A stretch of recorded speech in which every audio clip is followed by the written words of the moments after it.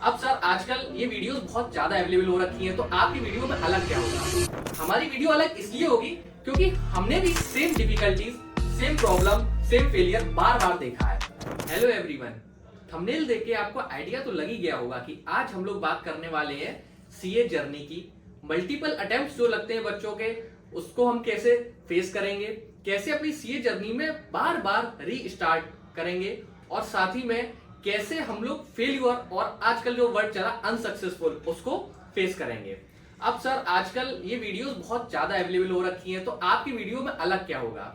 हमारी वीडियो अलग इसलिए होगी क्योंकि हमने भी same difficulties, same problem, same failure बार बार देखा है। मल्टीपल अटेम्प्ट्स लगने के बाद भी हम सीए बने हैं। एंड साथ ही में हमारे साथ आज अवेलेबल है recently qualified chartered accountant CA सर्वज्ञ प्रकाश मिश्रा, जिन्होंने भी मल्टीपल अटेम्प्ट्स फेस किए हैं और आज चार्टर्ड अकाउंटेंट बनकर बड़ा खुश है।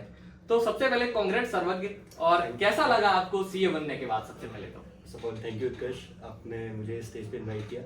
एंड हाँ, बहुत खुशी की बात है, सी फाइनल का रिजल्ट जब क्लियर आया तो वो एक खुशी एकदम अलग ही होती है, क्योंकि वो जो 5 साल की मेहनत होती है वो पूरी हो जाती है उस डेट पे, और घर वालों को बहुत प्राउड फील होता है। तो वो डेफिनेटली बहुत ही खुशी का मोमेंट था मेरे लिए और मेरी फैमिली के लिए। हाँ सर्वज्ञ, तो अब हम लोग बात करने जा रहे हैं एक रीस्टार्ट फेज में। बच्चे जब फेल होते हैं, बहुत डिमोटिवेट होते हैं, तो उनको मोटिवेशन कैसे लाना चाहिए, कैसे रीस्टार्ट करना चाहिए, कैसे अपनी प्रोसेस को स्टार्ट करना चाहिए दोबारा से पढ़ने के लिए? ओके, सो मेरा रिजल्ट मे का आया था ऑन 11 जुलाई 2024। मुझे पहले से पता था कि शायद मेरे मार्क मैं रह सकता हूँ इस अटेम्प्ट में, मेरा शायद नहीं क्लियर हो सकता है। इवन आफ्टर नोइंग कि शायद मेरा क्लियर ना हो, बट जब आपके सामने वो फेलियर का रिजल्ट आता है ना, वो देख के आप थोड़ा सा तो शॉक्ड होते हैं और आपका मेंटल स्टेट थोड़ा सा डिस्टर्ब होता है उस पॉइंट पे कि ये इसके साथ मैं डील कैसे करूँ। So the right term for all this is acceptance. आपको 1 या 2 दिन लगेंगे एक्सेप्ट करने में। आपसे लोग भी बहुत सारे डिस्कस करने आएंगे, आपको बहुत सारी अच्छी चीज़ें बताएंगे। हो सकता है आपसे बात करके आपके बारे में पूछें कि आपको क्या प्रॉब्लम्स हुई, अभी आप कैसे हैं। तो डेफिनेटली मेरा सजेशन यही रहेगा कि आप सबसे पहले एक्सेप्टेंस लाइए अपने अंदर। 1 दिन लगे, 2 दिन लगे, 5 दिन लगे, वो एक्सेप्टेंस का आना बहुत ज़रूरी है कि डेफिनेटली भले ही मैंने एफर्ट्स क्यों ना दिए हो अच्छे, बट हाँ, हो सकता है कोई 1 या 2 चीज़ तो मिसिंग हो, तो आप उन पे वर्क करना शुरू कीजिए। और डेफिनेटली अपने क्लोज फ्रेंड जो भी हैं, जो आपको लगता है सपोर्टिव हैं, या फिर आप जिनकी बात बहुत मानते हैं, आप उनके साथ टच में आइए और उनसे पॉजिटिव फीडबैक लीजिए कि आप कैसे इंप्रूव कर सकते हैं। आई गेस वो फेलियर का रिजल्ट देखने के बाद ये बहुत अच्छी चीज़ है जो आप कर सकते हैं, जो आपको हेल्प करेगा आगे बढ़ने में। अच्छा सर्वज्ञ, मुझे ये लगता है कि डेली रूटीन भी बहुत मैटर करता है, तो आप उसके बारे में क्या कहना चाहेंगे? कैसे उसको मैनेज करना चाहिए बच्चों को, कैसे आपने उसको मैनेज किया और कैसे उसको ईजियर वे में डेली के डेली टास्क परफॉर्म किए? Daily routine is very simple. हमारे पास 24 आवर्स है, और जैसे मैं क्या करता था, मैं सिर्फ 8 to 10 आवर्स का इफेक्टिव स्टडी रखता था, क्योंकि मुझे पता था इससे ज़्यादा मुझसे ही पॉसिबल नहीं है। आप मतलब मैंने देखा है स्टूडेंट्स 14 आवर्स 16 आवर्स करते हैं। मुझे लगता है कि मैंने 1 या 2 दिन किया, फिर मुझे लगा कि मुझसे हो ही नहीं पाएगा, वो नेक्स्ट डे की इफेक्ट कर देता है पढ़ाई को। करेक्ट। तो मुझे इतना पता था कि मुझे 24 आवर्स में सिर्फ 8 to 10 आवर्स पढ़ना है। तो बस मैं अपना टाइम टेबल वैसे ही ब्रॉड मैंने बना लिया था कि मॉर्निंग 7 to 10, जैसे मैं ऑडिट डेली बेसिस पे 3 आवर्स पढ़ता था, तो मैंने मॉर्निंग 7 to 10 अपना ऑडिट का रख लिया, और 10 से 10 to 11 मैंने ब्रेक लिया फॉर ब्रेकफास्ट। फिर मैंने बचा हुआ दिन ऐसे ही स्लॉट्स में बांट दिया था, 2 आवर्स का, 3 आवर्स का, ताकि मुझे पता रहे कि ये टाइम टेबल का होना बहुत ज़रूरी है। फॉर एग्जांपल शाम के 4 बज रहे हैं, हो सकता है आपके किसी फ्रेंड का कॉल आ जाए कि कुछ ऐसे ही डिस्कशन कर लेते हैं, या फिर आपका मन कर जाए कि मैं कोई वेब सीरीज़ देख लेता हूँ फॉर अ ब्रेक, या फिर आपका मन कर रहा है करेगा कि आप वॉक करने चले जाएं, या फिर आप म्यूज़िक सुन लें। नहीं, उसमें आपको एकदम स्पेसिफिक टाइमलाइंस पे ही वो करना है। हाँ, फ्लेक्सिबल रहिए बट डिसिप्लिन रहिए। तो अगर आपके पास आपका टाइम टेबल होगा ना, उसमें आपको पता रहेगा इस स्लॉट में आपको पढ़ाई करनी है, तो वो चीज़ें फॉलो करिए। डेली रूटीन के लिए आपके पास एक टाइम टेबल लिखा होना ज़रूरी है, और डेफिनेटली वॉक्स पे जाइए। उससे क्या होता है कि माइंड एंड बॉडी दोनों बहुत एक्टिव रहते हैं, क्योंकि एक जगह बैठ के दिन भर मुझे नहीं लगता कि कोई एक जगह बैठ के दिन भर पढ़ाई कर सकता है। डेफिनेटली वॉक्स करना बहुत ज़रूरी है, तो ये सारी चीज़ें मैं करता था। अच्छा, मेरा जो प्लान बनता था उसमें मैं हर सब्जेक्ट को 2 से 3 दिन एक्स्ट्रा देता था। इस वजह से देता था कि मेरा पढ़ाई में थोड़ा कम मन लगेगा किसी दिन, तो मैं उस दिन को पूरा एंजॉय करता था। मैं मूवीज देखता था, मैं दोस्तों के साथ घूमने निकल जाता था। मतलब 12 से 13 दिन में एक दिन मेरा ऐसा जाता था जो मेरी एनर्जी को रिगेन करता था, और जब मैं अगला टास्क परफॉर्म करता था नेक्स्ट डे पढ़ाई में और मन लगता था, और काफी अच्छे से मैं अपने टाइम टेबल को फुलफिल कर पाता था। तो आपको भी ऐसा लगता है ना कि हमको बीच बीच में खुद को ब्रेक भी देना चाहिए? राइट, जैसे कि मैंने अभी बताया ना, फ्लेक्सिबिलिटी विद डिसिप्लिन, ये आपने पूरा अपने प्रोसेस से एक्सप्लेन कर दिया। अच्छा, कोर्स को सिंपल कैसे बनाए, सिंपलिसिटी की तरफ कैसे रहे, कॉम्प्लेक्सिटी से कितना दूर रहे?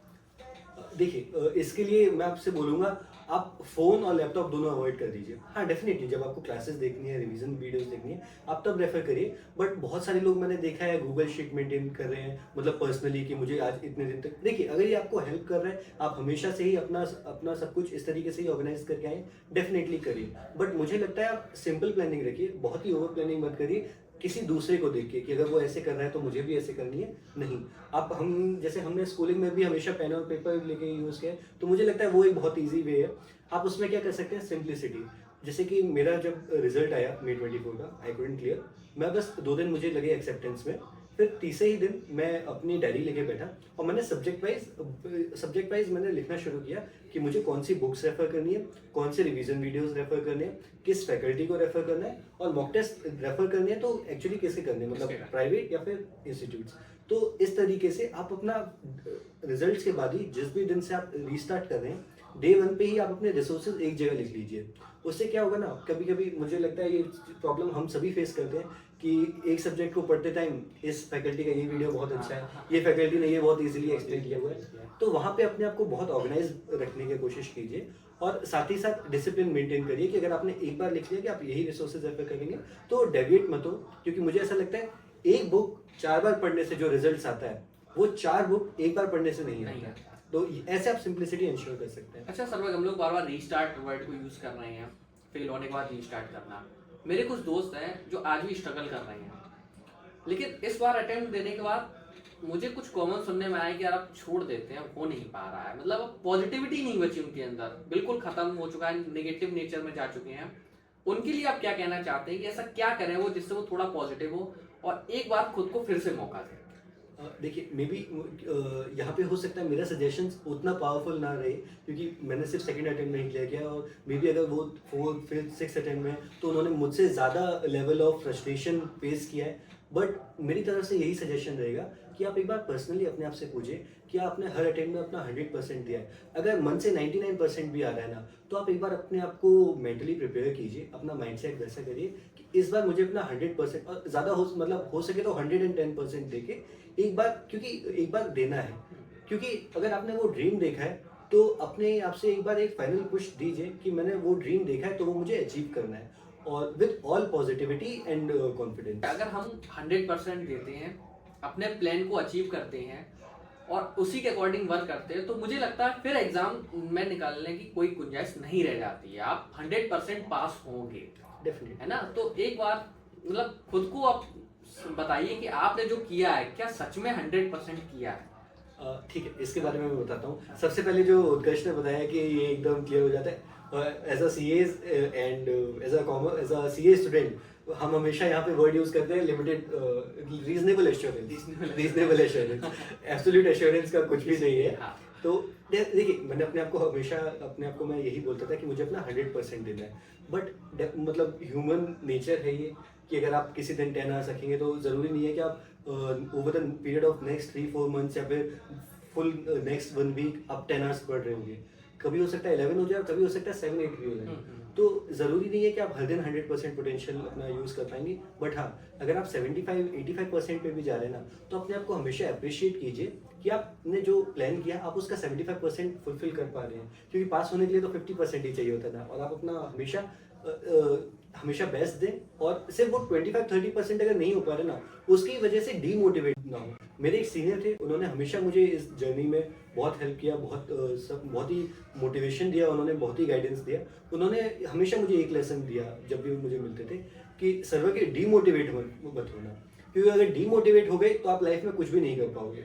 तो हर चीज़ पॉजिटिविटी के साथ कीजिए। हर चीज़ पॉजिटिविटी के साथ, पॉजिटिविटी बहुत जरूरी है, बहुत मैटर करती है हमारे कोर्स में। और आपने तो नॉर्मली सुना है कि अगर आप सीए स्टूडेंट हैं तो अटेम्प्ट तो लगने ही है, तो जब तक अटेम्प्ट नहीं लगे तब तक कहते हैं सीए करने का मजा नहीं है। सर्व की मैंने एक चीज नोटिस की है, बच्चे प्लानिंग को बहुत अवॉइड करते हैं। जैसे जब मैं एग्जाम की प्रिपरेशन करता था तो हमारे टाइम 8 सब्जेक्ट होते थे, पूरे 8 सब्जेक्ट। उस 8 सब्जेक्ट को हम लोग को कैसे करना है, कैसे टाइम डिस्ट्रीब्यूट करना है, वो मेरी जो प्लानिंग रहती थी वो ये रहती थी कि एग्जाम 3 महीने बाद है, तो मैंने आज ही पूरा 3 महीने को प्लान कर लिया है एक एक सब्जेक्ट, कौन सा सब्जेक्ट किस महीने में किस दिन होना, यहाँ तक की मेरी प्लानिंग होती थी। आजकल बच्चे कहते हैं कि मेरा कोर्स पूरा नहीं हो पाता है, काफी बच्चों की शिकायत रहती है रिवीजन नहीं हो पाते हैं, काफी बच्चों की शिकायत रहती है कि मॉक नहीं दे पाते हैं। तो क्या तुमने भी कोई प्रॉब्लम फेस की है, या फिर तुमने कुछ अलग स्ट्रेटजी ली है, अलग प्लानिंग बनाई है, किस तरीके से तुमने इस चीज को हैंडल किया है? डेफिनेटली ये प्रॉब्लम्स मैंने भी फेस करी थी, और मुझे लगता है हर एक स्टूडेंट के साथ सामने ये प्रॉब्लम्स आती है। तो इस पे मेरा सजेशन एक यही रहेगा कि आप प्लानिंग करिए, ओवर प्लानिंग मत करना बिल्कुल भी। ओवर प्लानिंग हमेशा एग्जीक्यूशन पे हैवी पड़ता है, और इस वजह से आपकी पढ़ाई नहीं हो पाती है।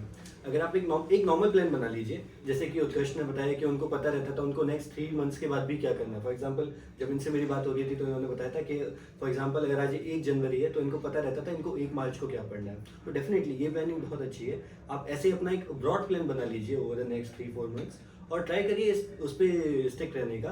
डेफिनेटली फ्लेक्सिबिलिटी आपको इंश्योर करनी पड़ेगी, क्योंकि ज़रूरी नहीं है जो आप 10 दिन में सोचेंगे वो 10 दिन में हो पाए। डेफिनेटली कुछ ऐसी सिचुएशंस आ जाती हैं, बट हाँ डिसिप्लिन रहिए और प्लानिंग एक बार कर लीजिए। और हमेशा जो प्रॉब्लम आती है कि प्लान फॉलो नहीं हो पा रहा है, मॉक टेस्ट नहीं दे पा रहे हैं, तो उसके लिए एक ही सजेशन रहेगा कि आप डिसिप्लिन रहिए और मेंटेन करके रखिए अपना शेड्यूल।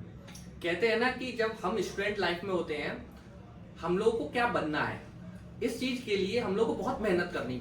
जब मैं भी अपनी फाइनल की प्रिपरेशन कर रहा था तो मैंने मोबाइल को अवॉइड किया, मैंने टाइम वेस्ट को अवॉइड किया, मैंने लोगों के साथ दोस्तों के साथ घूमने को अवॉइड किया। शायद उसी को एक संन्यास का नाम देना चाहिए कि कलयुग के समय पर कितनी आजकल इतना फोन चलता है, इतनी दोस्तियां हैं, इतना घूमना फिरना, उस समय पर हम उतना ज्यादा तो नहीं कर सकते हैं, क्योंकि अब हमारे घर पे लाइट है तो हम लैंप के नीचे नहीं पड़ेंगे, हमारे घर पे लाइट है। बट हम लोग अब क्या कर सकते हैं, हम इस मोबाइल से दूर रह सकते हैं, अपना टाइम जो किल कर रहे हैं उसको कम कर सकते हैं, अच्छी संगत के साथ रह सकते हैं।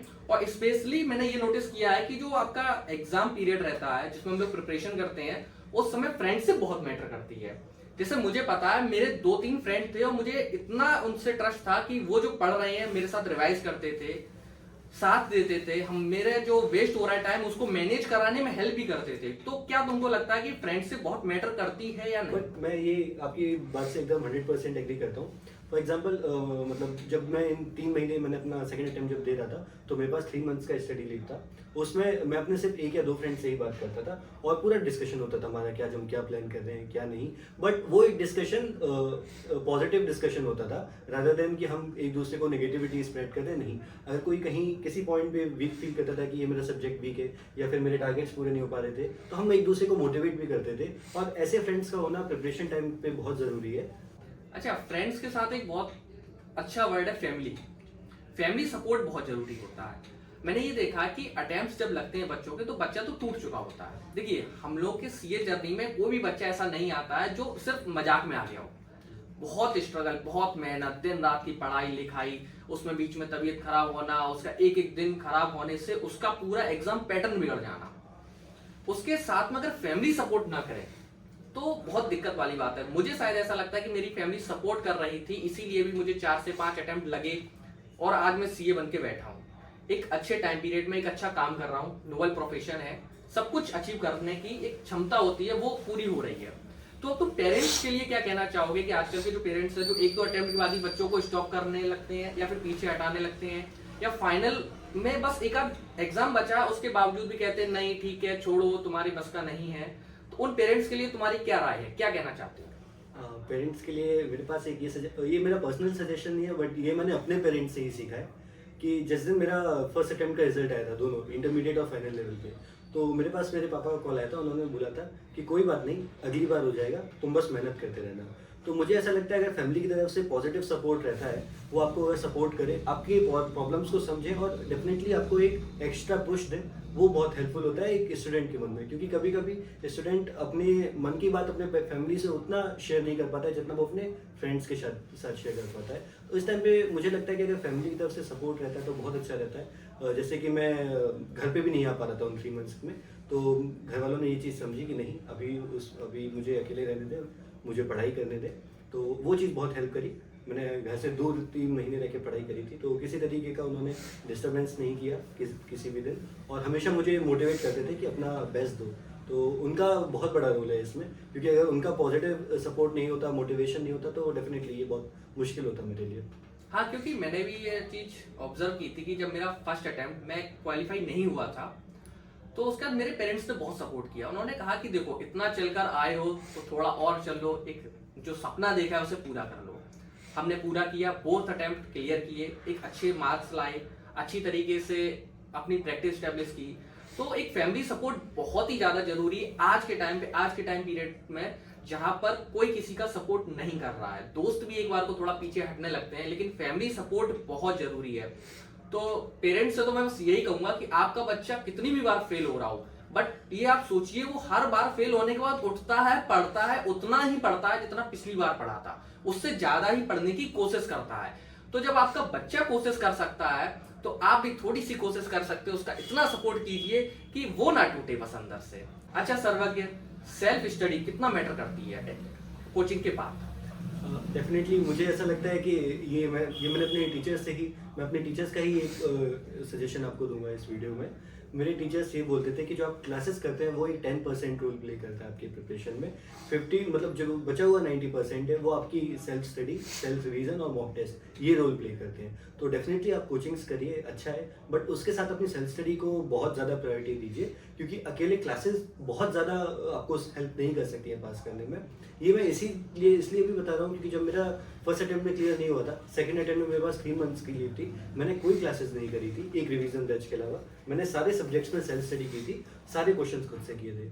अगर मैं सेल्फ स्टडी अप्रोच को थोड़ा सा डिटेल में बता सकूं, सेल्फ स्टडी का मतलब आपका ये नहीं है कि आपने बस यूट्यूब पे कोई भी लेक्चर खोल लिया और आप उसके साथ बैठ के पढ़ने लग रहे हैं। कोई एक प्रॉपर रूट नहीं है, कोई वो प्लान नहीं है। देखिए जैसे क्या होता है, हमको अगर आप लास्ट 1.5 डेज का जो होता है सीए फाइनल का लीव्स, किसी भी एग्जाम से पहले हमारे पास 2 बुक्स होती हैं, एक नोट्स की और एक हमारे क्वेश्चन बैंक की। हमको सिर्फ उतना ही पढ़ना होता है। और एग्जाम के टाइम आपको अगर पता हो, मतलब सबको ही पता होता है कि एग्जाम के टाइम हमारे पास सिर्फ एक क्वेश्चन पेपर रहता है जिसमें हमारे सामने सिर्फ क्वेश्चन लिखा होता है और हमारे पास हमारा माइंड होता है। तो क्यों ना हम सेल्फ स्टडी के अप्रोच में अपने माइंड को वैसे ट्रेन कर लें कि हमेशा हमको अपने एग्जाम के एनवायरनमेंट के हिसाब से ही प्रिपरेशन कर दिया। फॉर एग्जाम्पल फर्स्ट रिवीजन में मैंने क्या किया था, मैं कॉन्सेप्ट्स पढ़ लेता था अच्छे से, मैं उसके लिए रिवीजन वीडियो रेफर करता था यूट्यूब पे, जिन भी फैकल्टीज़ को मैंने रेफर किया। मैंने फॉर एग्जांपल अगर मैंने DTAA का चैप्टर पिक किया है तो मैं DTAA का मैंने रिवीजन वीडियो ओपन किया, मैंने कॉन्सेप्ट्स पढ़े और फिर मैंने क्वेश्चन बैंक उठा लिया। अब क्वेश्चन बैंक जब मैं पिक करता था, मैं उसके लिए पहले कोशिश मेरी यही रहती थी कि मैं किसी भी क्वेश्चन के लिए टीचर का वीडियो ना देखूँ, सोल्यूशन वीडियो, क्योंकि मुझे मेरी गलतियाँ कैसे पता चलेंगी। सेल्फ स्टडी अप्रोच आपको ये सिखाता है कि आप क्या करिए, आपने कॉन्सेप्ट्स पढ़ लिए, आप क्वेश्चन उठाइए। क्वेश्चन क्या है, जो आपने कॉन्सेप्ट्स पढ़े हैं उन्हीं का एक प्रैक्टिकल एप्लीकेशन है। तो आप क्वेश्चन लीजिए, सॉल्यूशन हाइड कर दीजिए, आप एक बार खुद से कोशिश करिए सॉल्व करने की। मैं 2 पेन लेता था, रेड एंड ब्लैक। ब्लैक से मैं सॉल्व करता था खुद से, ठीक है, आप खुद से एफर्ट करेंगे, हो सकता है गलत जाए, लेकिन आप जैसे मैंने बताया ना, एग्जाम में आपके पास सिर्फ क्वेश्चन होता है और आपका ब्रेन होता है। तो वही आप फर्स्ट रिवीजन में आप सिर्फ उन्हीं दोनों चीज़ों को यूज़ करिए, पहले अपना सेल्फ स्टडी करिए, तो आपको आपकी गलतियां पता चलेंगी। और वो गलतियां जब आप देख लेंगे एक बार, तो सेकंड और थर्ड रिवीजन में बस उनको ही रिवाइज कीजिए। और अगर आप ये गलतियां अपनी एग्जाम से एक दिन पहले पढ़ के जाते हैं तो डेफिनेटली अगर एग्जाम में सिमिलर क्वेश्चंस आते हैं सेम लाइन पे, तो वो आप कैसे आप अपनी वो गलतियां मतलब आप रिपीट ही नहीं करेंगे, क्योंकि आपको पता होगा ये गलतियां आप कर सकते हैं। तो ये सेल्फ स्टडी का एक रूट था जो मैंने फॉलो किया था, एंड ये मैं हर एक को सजेस्ट करता हूँ। सर्वज्ञ, मैं भी एक अपना एक्सपीरियंस शेयर करना चाहूंगा। मुझे ये लगता है कि बच्चों की जो गलत फहमी है वो ये है कि उनको वो 3 घंटे के लिए पढ़ना है जो एग्जाम में होते हैं 3 घंटे। बट मुझे ये लगता है कि बच्चा जो अपनी पहली तैयारी से लेके एग्जाम से पहले तक की जो एक प्रिपरेशन होती है वो ऐसी होनी चाहिए कि एग्जाम से जो 1.5 दिन का टाइम मिलता है वो उस 1.5 दिन में क्या पढ़ना है, उसको क्या क्या कवर करना है, किस तरीके से रिवीजन करना है, उसकी जो तैयारी होनी चाहिए, प्रिपरेशन, वो 1.5 दिन की होनी चाहिए, ना कि वो 3 घंटे की होनी चाहिए। क्योंकि अगर आपका वो 1.5 दिन अच्छा हो गया, अगर आपने उसमें सब कुछ अचीव कर लिया जो आपने प्लान किया था, तो आपके वो 3 घंटे बहुत अच्छे जाने वाले हैं। लेकिन अगर वो 1.5 दिन में आपने कुछ भी अचीव नहीं कर पाया, उसमें अगर थोड़ा सा भी चूक हो रही है, तो वो 3 घंटे को इफेक्ट करता है डेफिनेटली। तो मेरा जो मानना ये है, सभी बच्चों से मैं ये कहूंगा कि आप लोग जो सोचते हैं ना कि 3 घंटे में पेपर, 3 घंटे में पेपर, नहीं, 3 घंटे में पेपर की तैयारी आपको करनी नहीं है। आपको उस 1.5 दिन की तैयारी करनी है जो इंस्टीट्यूट ने आपको दिए हैं रिवीजन के लिए, जो मेन 1.5 दिन होते हैं, कहता फाइनल। तो आपका जो फोकस होना चाहिए वो 1.5 दिन होना चाहिए कि मुझे इस 1.5 दिन में कैसे कवर करना है फाइनल टाइम में, एग्जाम से जस्ट एक दिन पहले, जो एग्जाम से पहले का टाइम होता है उसमें वो 1.5 दिन मेरा क्या जाना चाहिए। तो मैं ये मानता हूं कि उसको ज्यादा तवज्जो देना चाहिए, ना कि वो 3 घंटे को। वो 1.5 दिन अच्छे होंगे तो 3 घंटे वो ऑटोमेटिक अच्छे हो जाएंगे मेरे हिसाब से। डेफिनेटली, है ना? जैसे उत्कर्ष ने बताया कि आपको हमेशा 1.5 डेज का ही प्रिपरेशन प्लान, एकदम प्रॉपर प्लानिंग होनी चाहिए, क्योंकि सारा कुछ गेम उसी पे ही डिपेंड होता है। और 3 आवर्स का जो प्रिपरेशन है वो आप जब मॉक टेस्ट लिखते हैं तो उसका प्रिपरेशन अपने आप ही हो जाता है, ऑटोमेटिक हो जाता है। Correct correct. साथ ही में ये है कि सब्जेक्ट्स जो होते हैं, अब तो 6 सब्जेक्ट हो गए हैं, पहले मेरे टाइम पे 8 सब्जेक्ट हुआ करते थे। अच्छा, बच्चों को ये जानना बहुत जरूरी है उसके लिए कौन सा सब्जेक्ट बहुत अच्छा है, मतलब कहते नहीं मजा आता है पढ़ने में, और कौन सा सब्जेक्ट ऐसा है जिसमें बहुत डिफिकल्टीज होती हैं। तो ये शायद उनको पहली रिवीजन में ही क्लियर हो जाना चाहिए मेरे हिसाब से, और उसके बाद उसकी प्लानिंग अकॉर्डिंग चलनी चाहिए।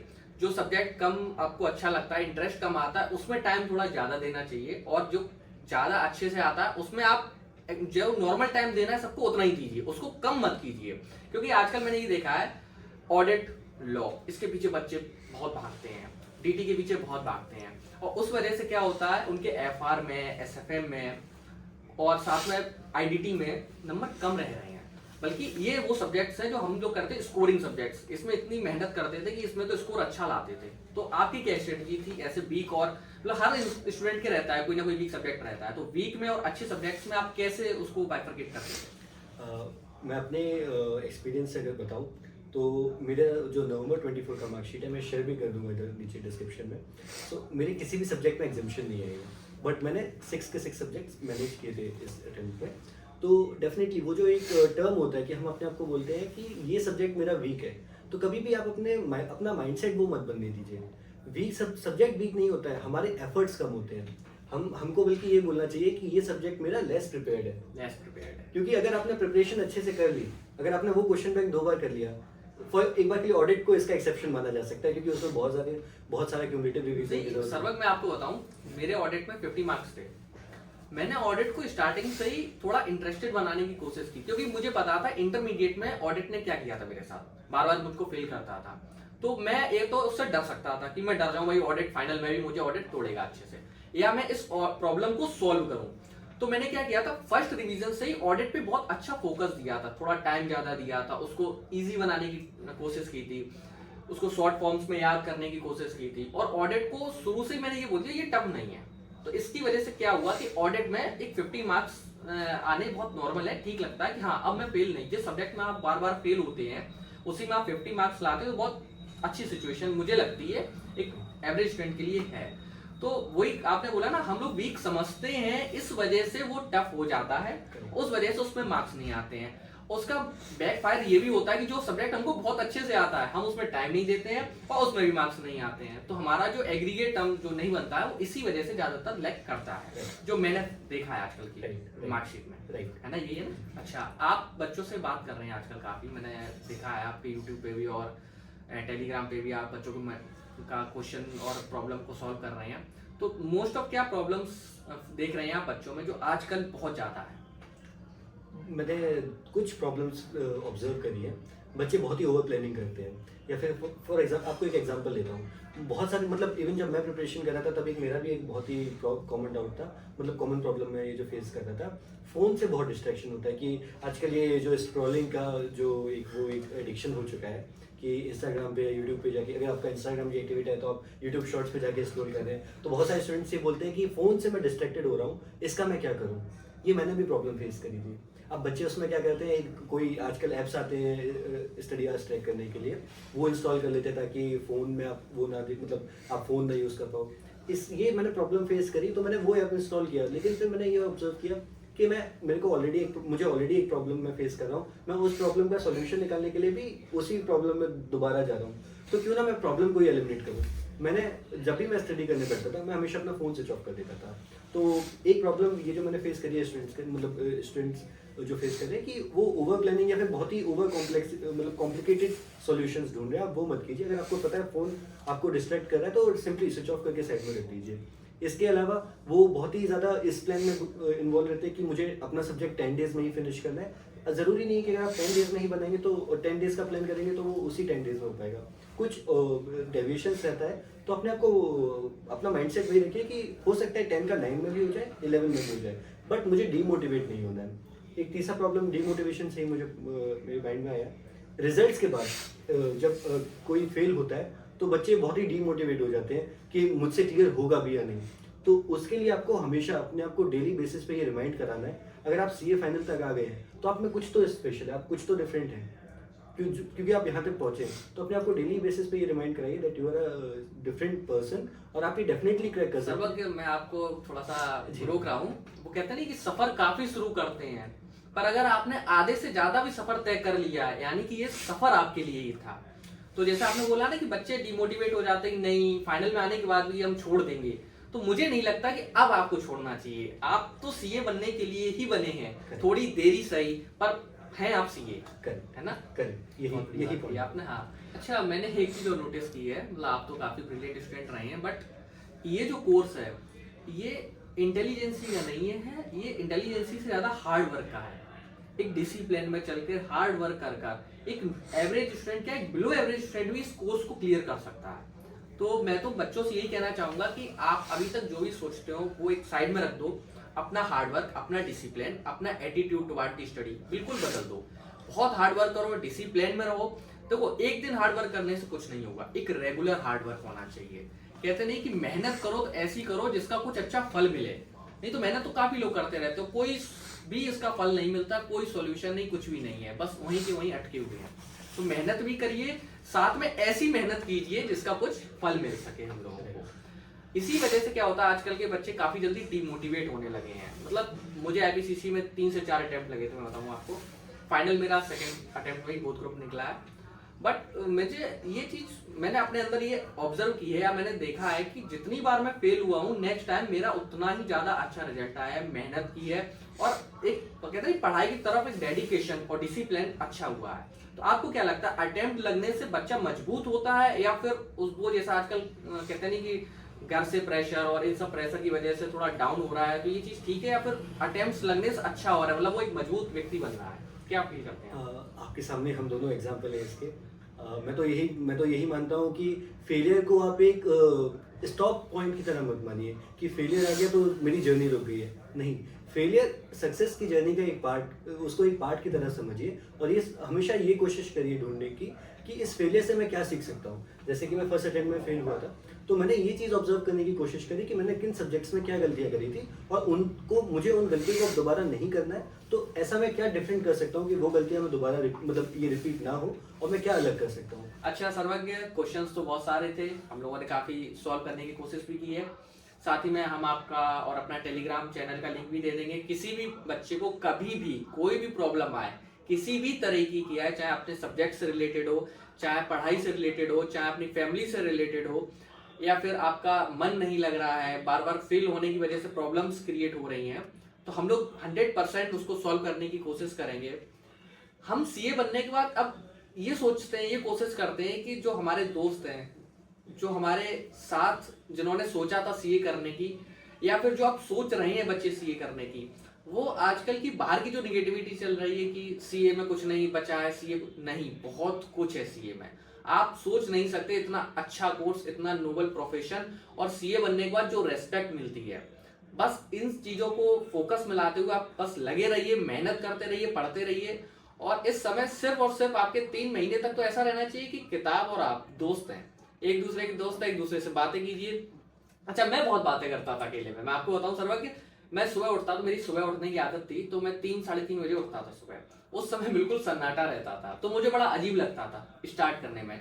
तो मैं 5 से 7 मिनट खुद से बातें करता था कि भाई तू दुनिया से अलग है, तू देख सुबह उठ गया है, सब सो रहे हैं, कुछ अलग कर रहे हो, मेहनत कर रहे हो, अरे जरूर पास होंगे, कैसे नहीं होंगे, कैसे नहीं होंगे। और देखो सीए भी बन गए हैं, और मेरा दोस्त भी सीए बन गया है, तो फिर अच्छा लगता है, सब साथ में होते हैं। अच्छे से अचीव करिए अपनी सक्सेस को, और सीए बन के जरूर हमसे कांटेक्ट कीजिए, मिलिए, बड़ा अच्छा लगेगा। बाकी आपके कोई भी क्वेश्चंस होंगे हम लोग सॉल्व करेंगे। आप इस वीडियो को देखिए, कोई भी प्रॉब्लम कुछ भी हो आप कांटेक्ट कीजिए, और बस मेहनत करते रहिए, और एक दिन जरूर सीए बनेंगे, है ना सर्वज्ञ? Definitely. Okay, thank you. Thank you very much.